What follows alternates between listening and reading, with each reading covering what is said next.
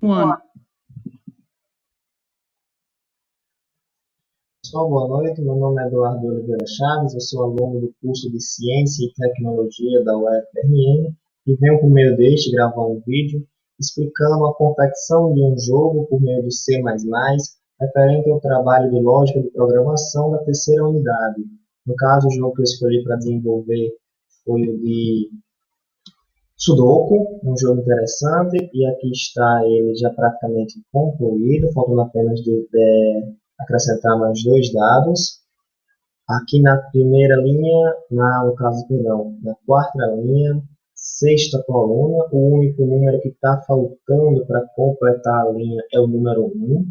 E como o jogo pede, eu vou já explicar como funciona. Estou aqui apenas mostrando que o jogo tem, no final, dá certo. Vamos aqui, a gente escolhe primeiramente o número da linha, escolhe o número da coluna e diz o dado que você quer acrescentar. No caso, vou acrescentar o número 1, ele lá vai e coloca. Na quinta linha e na quinta coluna, eu vou colocar o número 5 e ele diz jogo completo, certo? Vou fechar aqui e mostrar como eu desenvolvi esse jogo. Inicialmente, eu criei duas matrizes, a matriz Sudoku, é a matriz onde tem os dados pré-estabelecidos e ela permite alteração. À medida que o jogo vai desenvolvendo, as alterações vão sendo feitas em cima dessa matriz. Enquanto que essa matriz sum, ela serve unicamente para que o sistema entenda que os números que podem ser alterados são apenas aqueles em que o número é zero na matriz sum. Qualquer outro número não pode ser alterado. Se a pessoa tentar alterar qualquer outro número, o sistema não permite, se chama bloqueio. Como eu desenvolvi esse jogo, coloco os dados iniciais, os namespace, etc. A partir daqui, eu começo a fazer o código de como funciona o jogo. Essa primeira parte, o loop aqui de repetição, é meramente para que durante o jogo, vamos dar final aqui para mostrar, nos momentos pré-determinados aqui, ou seja, quando i menor que 9, que são apenas 9 colunas, eu vou ter que nesses espaços, quando o j é igual a 2 e quando o j é igual a 5, no caso as terceira e sexta coluna, o jogo vai dar um espaço aqui para ficar mais fácil de interpretar. Ou seja, vai ter esse espaço mostrado aqui. A primeira parte é isso, aqui é da separação das linhas e da separação das colunas. Essa variável lógica é quem vai determinar se o sistema continua executando ou não, ou seja, se final for verdadeiro, o jogo é encerrado, aparece aquela imagem parabéns. Se não, continua rodando esse sistema. Esse sistema aqui é meramente a verificação para saber se o jogo de fato concluiu. A primeira parte é assim. Enquanto b menor que 9, ou seja, aqui embaixo eu vou dizendo que o B vai aumentando de 1 em 1. Esse B, para mim, significa bloco. Ou seja, cada bloquinho desse daqui, cada subconjunto, bloco 1, bloco 2, bloco 3 e assim sucessivamente. Enquanto B for menor do que 9, ou seja, menor do que 9 blocos, o sistema continua fazendo essa verificação. Enquanto ele pega um bloco de 9 quadradinhos, de 9 unidades, esse bloco necessariamente deve ter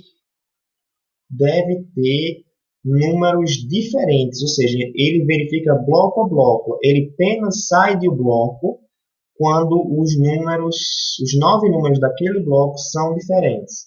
Mesma coisa aqui, para verificar cada linha e cada coluna de cada bloco. E quando esse bloco é aprovado, ele está de acordo, ele vai para o próximo bloco, B++, e para que o sistema entenda que para pular bloco ele tem que pular 3 linhas, que cada bloco é formado por 3 linhas e 3 colunas, aqui a parte C mais 3. E aí ele verifica cada bloquinho. E quando ele verificou que os 9 bloquinhos têm números diferentes e são diferentes de zero, ele vai verificar agora cada linha e cada coluna. Isso porque na regra do Sudoku, cada bloquinho tem que ter números diferentes de 1 a 9 sem que esses números se repitam, e todas as colunas e linhas devem também ter números diferentes. Ou seja, quando a verificação ocorre que lá é verdadeiro, ou seja, se isso daqui de cima, da parte do while, ocorrer adequadamente, o sistema passa para cá, onde ele vai verificar que cada linha e cada coluna é diferente, são formadas por 9 números diferentes. No caso, o loop, ele vai pegar o loop de cada coluna lá para a linha e vai verificar se a fileira de linhas tem os números igual ao de lá e vai verificar se esses números são diferentes e completam o jogo de fato. Completando o jogo, ele retorna F lá para o início, aqui para cima. Se isso daqui é dado como verdadeiro, o jogo é encerrado. E até que o jogo seja encerrado, o nosso sistema continua trabalhando aqui. Como é que ele trabalha? Vai aparecer para a gente informar cada linha e cada coluna. E se cada linha e cada coluna ele vai incrementando naquele jogo.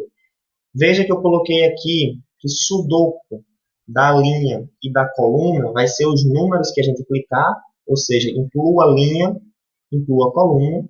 E aqui eu coloquei que sudoku vai ser linha menos 1 e coluna menos 1. Por quê? Porque para o jogador não ter que ficar trabalhando, lembrando que no C++ a coluna e a linha começam de zero. Então, se ele colocar linha 6, o sistema vai entender que aquela é a sexta linha e não a quinta e não a sétima, como nós normalmente colocaríamos. Se colocássemos o 6, o sistema ia entender que é a sétima linha visual, para que o jogador não tenha que ficar se preocupando com isso, esse pequeno detalhe aqui. E caso a pessoa venha colocar números inválidos, por exemplo,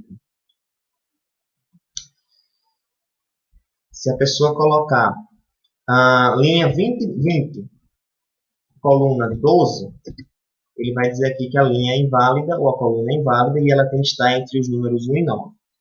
Se nós tentarmos fazer um número que já está pré-determinado, por exemplo, linha 1, coluna 1, esse elemento não vai poder ser modificado, porque a matrição lá em cima só permite que seja modificado os elementos que têm 0.